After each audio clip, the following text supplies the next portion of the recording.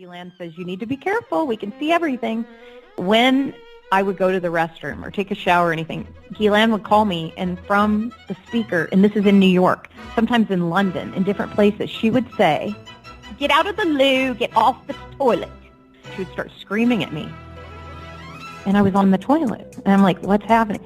So then later Jeffrey's like, oh yeah, everything's being fed to Abigail. They're watching everything. They literally watched my every move, Whitney. Who does that? Epstein said this to me one time, but one day he pulled me aside and he said, Maria, look at this.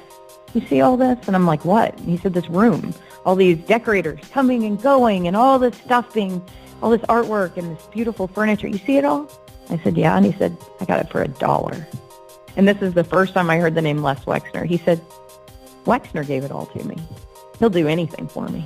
When I called the FBI, I'm going to tell you what I told them. I said, I know this is strange, but I said, I have a report to make on someone that I've been working for that recently kidnapped me. And they said, who are you talking about? And I said, okay, well, his name is Jeffrey Epstein. And I said, and her name is Ghislaine Maxwell. And I said, but here's what's important. It also involves the Clinton family. It involves Bill Clinton for sure. It involves Donald Trump. Sleeping with underage girls is a crime. I did receive money to go to these parties. After every party, I was paid by Mr. Epstein. There wasn't, out of all the girls that were there with me, most of them were 13, 14. I think the oldest one might have been 16, just turned 16.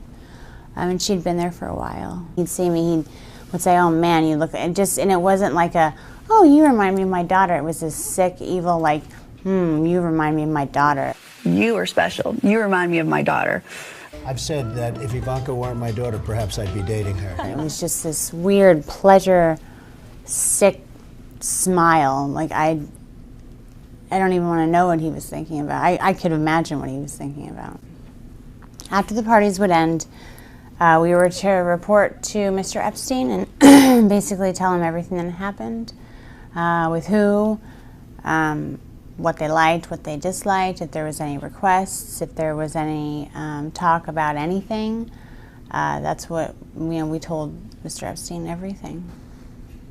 He ripped off all my clothes and he started to basically have sex with me, and I was screaming because I'd never had sex before.